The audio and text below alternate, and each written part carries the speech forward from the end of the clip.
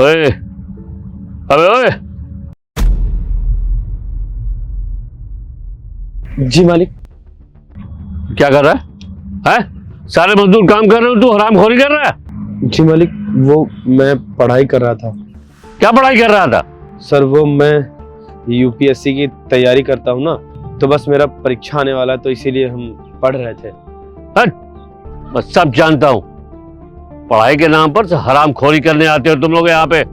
तुम सब गरीबों को मैं अच्छी तरह जानता हूँ। काम चोरी करते हो यहाँ पर, इसीलिए काम करने आते हो। यूपीएससी की तैयारी कर रहा है, हाँ? मतलब डीएम बनने का ख्वाब देख रहा है तू?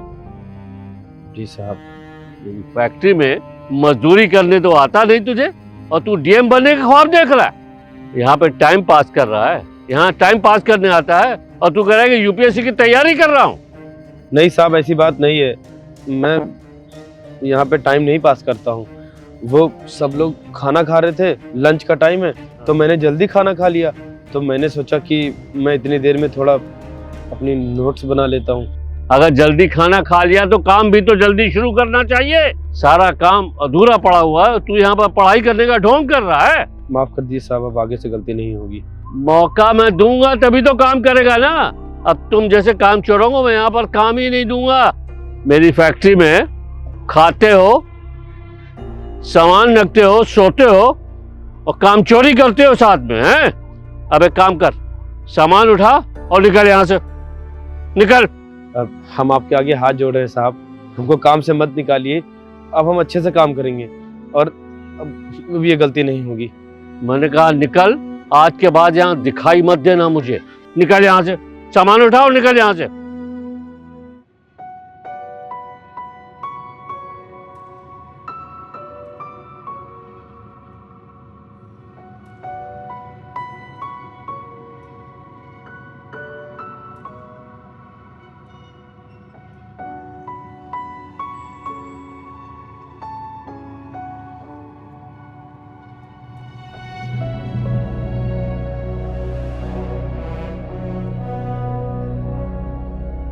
सुनो,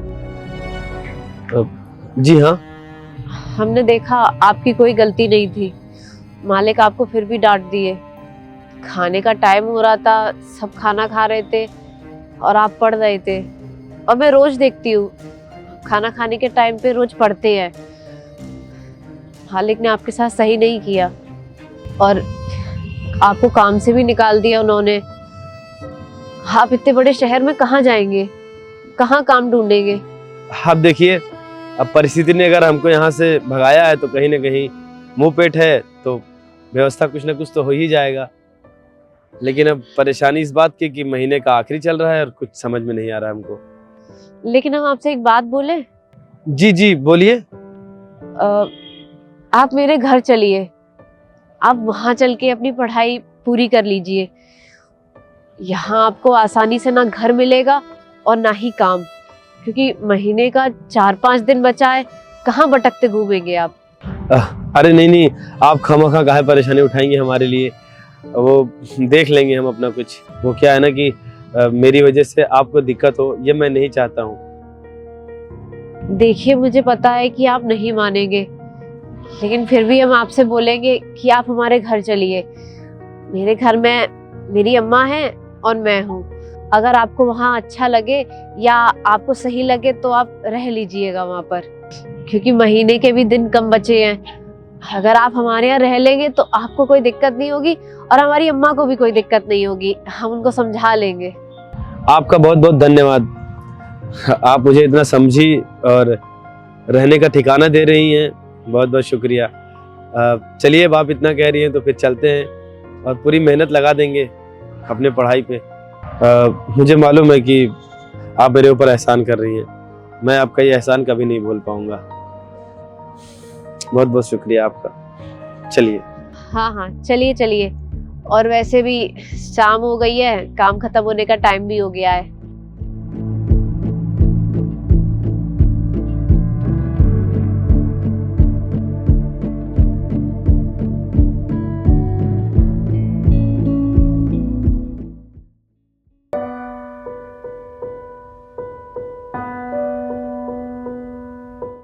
कितनी मेहनत करते हैं साहब जी, दिन रात पढ़ते रहते हैं, खाने पीने का भी होश नहीं रहता। भगवान इन्हें सफलता दे, जो ये चाहते हैं वो इन्हें मिले। हम मार्केट जा रहे हैं, आपको कुछ पानी वगैरह चाहिए हो तो हम अभी दे दें, क्योंकि हमें 1-2 घंटे लग जाएंगे आने में। ठीक है, कोई दिक्कत नहीं है, आप जाइए आराम से मार्केट, हमें किसी चीज़ की कोई ज़रूरत नहीं है।